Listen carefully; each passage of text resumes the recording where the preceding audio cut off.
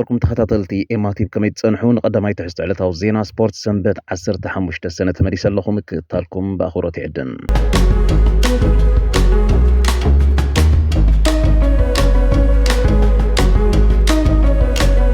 ናይ ሎሚ ዓመት ቻምፒዮን ቅድድም ብሽክለታ ኤርትራ ሰንበት 29 ሰነ ይክካየድ ከም ትልሙድ ዓርቢ 27 ሰነ ድማ ብውድድር ግዜ ክሮኖሜተር ክኽፈት እዮም።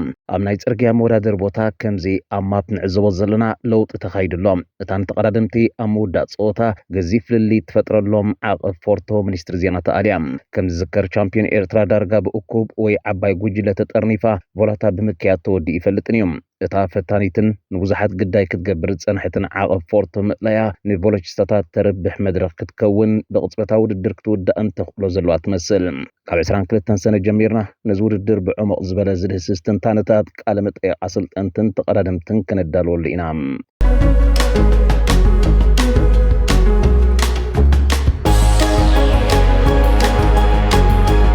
ፊፋ ከም ነዊሕ ክዳለወሉ ዝጸንሐን ገዚፍ ግንዖ ዘለዎ ገይሩ ዘዳለዎን ቀዳማይ መሰናድኦ ዋንጫ ክለባት ዓለም ብ32 ጋንታ ዝጽወት ናብ ሎም ሰንበት ኣብ ዘውግሕ ለይቲ እንጋዲት ኣሜሪካዊት ክለብ ኢንተር ሚያሚ ኣንጻር ግብፃዊት አልአህሊ ኣዛናይን ግን ከኣሸቶ ዘይተረአየን ጸወታ ብምክያድ ከፊተነኦም። ኣባል ሃገራዊት ጋንታ ግብፂ ኣጥቃዒት ሬዜገትና አልአህሊ ናብ ዓወት ክትመርሓ ትኽእል ዝነበረት ፍጹም ቅላዕ ብኣርጀንቲናዊ ሓላው ልዳት ኦስካር ኡስታሪ ተዓጊቱ ከባኽናን ከሎ ሊዮነል ሜሲ ድማ ብኢድ ሓላው ልዳት ኤልሸናዊ ተጨሊፋ ላዕለዋይ ዓንዲ ልዳት ዝሃድመት ፈተነ ብምክያድ ናብ ሸቶ ዘቕረበ ፈተነ ጋንቱ እካይዱ ባዶ ድማ ተፈላለየን። ግብፃዊት ክለብ አልአህሊ ኣብ ኣፍሪቃ እታ ዝዓበየትን ዕውትን እትውሰድ ዝበዝሐ 12 ግዜ ቻምፒዮንስ ሊግ ኣህጉራ ዝተዓወተት ኣብ ሃገራ ድማ 45 ግዜ ቻምፒዮን ክትከውን ዝኽኣለት ብወናጭ ዘጌጸት ክለብ እያ። እቲ ብማዕከናት ዜና ስፖርት ነዚ ጸወታ ንምዕዛብ ትሕቲ 20,000 ተዓዘብቲ ጥራዮም ትኬት ቆሪጾም ፊፋ ጥራይ ስቴድየም ንኸይከውን ክሳብ ናብ $4 ወሪዱ ይሸጠሎ ዝብል ኣርእስቲ ኮይኑ ዝቐነየ ጸወታ ክውዳእ እንከሎ ኣናውንሰር ስቴድየም ብመጉልሒ ድምፂ 60,927 ተዓዘብቲ ምእታዎም ብዝገለጾ ጸወታ ክውዳእ እንከሎ ኣናውንሰር ስቴድየም ብመጉልሒ ድምፂ 60,927 ተዓዘብቲ ምእታዎም ብዝገለጾ ኣስታት 5,000 ወናብር ጥራይ ምስዮም። ዝስዕብ ጸወታ ኢንተር ሚያሚ ኣንጻር ፖርቹጋላዊት ክለብ ፖርቶ ክኸውን እንከሎ አልአህሊ ድማ ምስ ብራዚላዊት ክለብ ፓልሜራስ ክትገጥም እያ። ኣሰልጣኒ ኢንተር ሚያሚ ኣርጀንቲናዊ ዣቪር ማሽራኖ ንዝስዕብ ጸወትኦም ኣንጻር ፖርቶ መልኪቱ ኣብ ዝሃቦ መግለጺ ብርግጽ እዚ ውድድር ካብ ጸወታ ናብ ጸወታ እናኸበደ ክኸይድ ብዓብዪ ድማ ኣንጻር ኣውሮጳዊት ክለብ እዩ ዝስዕብ ጸወታና 11 ኣንጻር 11 ተጻወቲ ዝካየድ ምዃኑ ኣሚንና ብዝግባእ ክንዳልወሉ ኢና። ኣብ ኩዕሶ እግሪ ዝኾነ ነገር ከጋጥም ይኽእል ኢሎም ብራዚላዊ ሮናልዶ፣ ዴቪድ ቤካም፣ ሮቤርቶ ባጆ፣ አርሰን ቬንገር፣ ኢንፍሉዌንሰር ኣይሾው ስፒድን ካልኦት ብርክት ዝበሉ ህቡባት ሰባትን ኣብ ጸወታ ተረኺቦም ንዓይኒ ካሜራታት ክስሕቡ ምስዮም።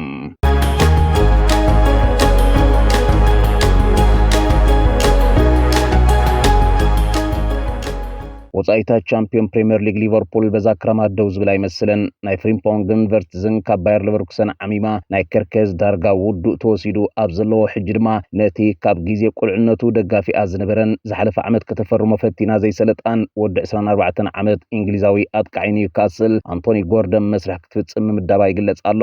ኣብ ሓደ ዓመተ ውድድር ቻምፒዮንስ ሊግን ፕሪሚየር ሊግን ደሪብካ ክትዕወት ከቢድ ምዃኑን ኣዝዩ ገፊሕ መሳርዕ ጋንታ ከም ዘድልን ዝተረድአ ኣርነ ስሎት ነቲ ኣብ ቻምፒዮንስ ሊግ ዘጋጠሙ ሕጽረት ንዘይምድጋም በተሓደ ፒኤስጂ ሃኒጻቶን ዝወድአት ብቕዓትን ናይ ካልኦት ክለባት ከም ባርሴሎና እናበረኸ ዝመጽእ ዘሎ ናብ ኣውሮጳ ንምድራግ ገና ሓደስተ ተጻወቲ ከም ዘገድስዎን ጎርደን ድማ ንቐዳማይ መስመር ክሕይሉ ካብ ዝኽእሉ ተጻወቲ ኢሉ ካብ ዝሓስቦ ዓመት ኮይኑ ድሕሪ ምጽናሕዩ በዛ ክራማት ደጊሙ ንምፍራሙ ተበጊሱ ዝበሃል ዘሎ ከም መወሰኽታ ጥራይ ዘይኮነ ግን ጎርደን ነቲ መጻኢ ይፍሉጥ ዘየለን ናብ ባርሴሎና ናይ ምኻድ ባህግታቱ ክሰምር ወትሩ ምዝራብ ዘይገድፍን ሉዊስ ዲያዝ ብኣግኡ ተካትኡ ተታሒዙ ንምጽናሕን ዝዓለሙ እውን እዮም።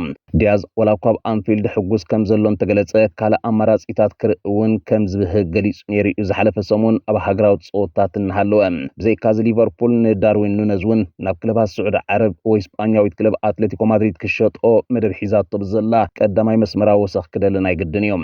እታ ኣብ ዕድጊ ተጻወት ነጢፋ ንመሳርዓ ክበርኹ ዝኽእሉ ሓደስቲ ክትዕድግ ዓቕሚ ዝሓፀራት ትመስል ዘላ ኒውካስል ናይዛ ክራማት ዝዓበየ ዕዮ ገዝኣ ብሉጻት ተጻወታ ምዕቃብ ብዘሎ ግን ንሊቨርፑል በቐሊል ትህብ ኣይትመስልን።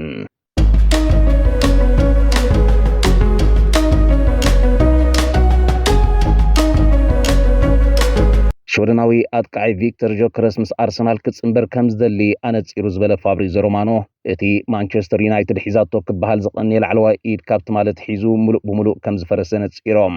ሓበሬቱ ብመቐጻል ፋብሪዞ ሮማኖ ኣርሰናል ምስ ስሎቬንያዊ ኣጥቃዒ አርቢ ላይፕዚግ ቤንጃሚን ሴስኮ ወግዓዊ ርክብ ዝመሰረተት ክትከውን ከላ ኣብ ጆከረስ እውን ተገዳስነት ኣለዋ። ካብ ሓዲኦም ንመን ከተምጽእ ከም ዘለዋ ኣብቲ ናይ መወዳእታ ውሳነ ይበጽሐትን ክብል እዚ ሕጂ ብጆከረስ ተወሊዕላ ዘሎ ቀጠልያ መብራህቲ ሓሳባት ኣብ ምቕያር ተራ ክህልዎ ከም ዝኽእል የረድእ። ጆከረስ ወዲ 27 ዓመት ኮይኑ በዚ ሕጂ ንክዕረይ ግዜ ኣብ ዝወስድ ፕሮጀክት ማንቸስተር ዩናይትድ እንትላ ተጸንቢሩ ብስሩዕ ቻምፒዮንስ ሊግ ዝጻወተሉ ዕድል ይኹን ካልእ ኣርሰናል ዝያዳ ማንቸስተር ዩናይትድ ሃኒጻቶ ዘላ ርጉእ መገድን ከይስእኖ ዝሰግአ ክመስል ንናይ ቀድማ ሰልጣኒኡ ሩበን ኣሞሪም ተስፋታት ሂቦ ክበሃል ንዝጸንሐ ካብ ትማሊ ቀዳም ምሸታት ሒዙ ሙሉእ ብሙሉእ ብሎክ ገይርዎ ኣሎ። ማዕከና ዜና ፖርቹጋል እውን ትማሊ ወኪል ጆከረስ ንማንቸስተር ዩናይትድ ክጽምበራ ከም ዘይደሊ ኣፍሊጥዋ ኢለን። በዚ ከዓ ብመሰረት ፉትቦል ኢንሳይደር ዝሓበረቶ ማንቸስተር ዩናይትድ ነዚ ሓደ መዓልቲ ቀዲማ ተረዲኣቶ ስለ ዝጸንሐት ሙሉእ ብሙሉእ ጠመታኣ ናብ ናይጄርያዊ ቪክተር ኦሲመን ብምጥምዛዝ ኣብ ዝቐረባ መዓልትታት ናብ ወግዓዊ ዝርርብ ከተሰጋግሮ ትጽቢት ይግበር።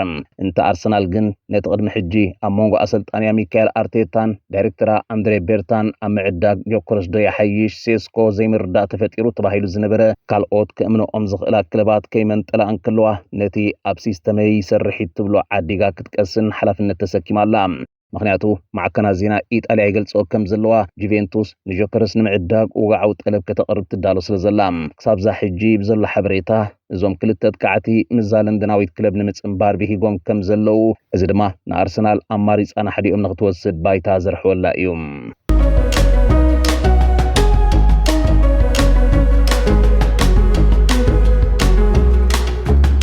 ኢጣልያዊት ክለብ ኢንተር ሚላን ንወዲ 22 ዓመት ዴንማርካዊ ኣጥቃዒ ማንቸስተር ዩናይትድ ራስሙስ ሆይለንድ ክትልቃሕ መደብ ከም ዘለዋ ዝሓበረት ላጋዜጣ ደለ ስፖርት ሓድሽ ኣሰልጣንያ ክርስቲያን ሼቡ ንቐዳማይ መስመሩ ምሕያል ቀዳምነቱ ገይሩ ይሰርሕ ከም ዘሎ ገሊጻ።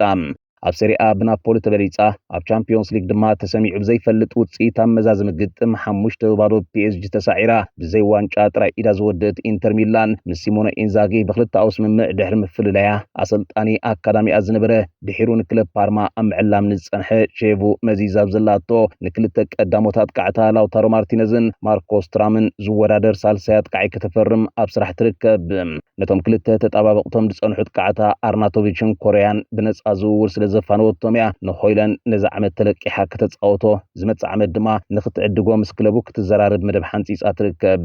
እዚ ይኹን እምበር ማንቸስተር ዩናይትድ ነዚ 72 ሚልዮን ፓውንድ ሂባ ካብ ኣታላንታ ዝዓደገቶ ተካዓይ ብጎደሎ 45 ሚልዮን ዩሮ ከም ዘይትለቆን ብልቃሕ ክትሰዶ ፈቃደኛ ዘይምዃናን እያ ለጋዜጣ ደለ ስፖርት ትገልጽ። ምስ ኢንተር ኣብ ስምምዕ ክትበጽሕ እንተኮይና እውን ነዛ ዓመት ተለቂሓ ክትወስዶ ዝመጽእ ዓመት ግን ግዴታ ክትዕድጎ ትግደድ ምስ እትኸውን ጥራዮም። ኢንተር በዝዳሕርዋይ ዘገድዳ ውዕል ተረዳዲኣ ንሆይላንድ ናብ ሴሪኣ ክትመልሶ ዝዓበየ ተኽእሎ ከም ዘሎ ዝሓበረ እዛ ጋዜጣ ዝትከዓይ ካብቲ ኣብ ኦልትራፎርድ ወዲቕዎ ዘሎ ሃዲሙ ናብ ሴሪኣ ተመሊሱ ብቕዓቱ ንኽረክብ ብሂጉሎ ኢላ።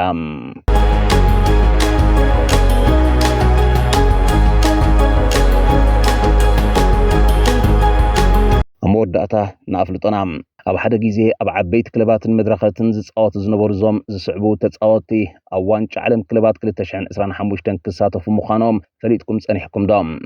ንሳቶም ድማ ጆርዲ ኣልባ ምስ ኢንተር ሚያሚ፣ ኦሊቬር ጅሩድ ምስ ሎስ አንጀለስ ኤፍሲ፣ ቲያጎ ሲልቫ ምስ ፍሉሚነስ፣ ሰሎሞን ሮንዶን ምስ ሲኤፍ ፓቹካ፣ ጆርጂኒዮ ምስ ክለብ ፍላሚንጎ፣ ሩበን ነቨስ ምስ አልሂላል፣ አንድሬ ሄሬራ ምስ ቦካ ጁኒየርስ፣ አሌክሳንደር ሚትሮቪች ምስ አልሂላል ገለ ካብቶም ዕድመ ካብ 5 ዓበይቲ ክለባት ኣውሮጳ ዘፋነዎም እሞ ኣብዚ ውድድር ዝቕንዩ እዮም። ንምክትታልኩም ይመስግን። ብሩኽ ሰንበት ይምነ። ኣብ ቀጻሊ ይራኽበና። ኣብ ዘለኹሞ ሰላምን ጥዕናን ይምነ።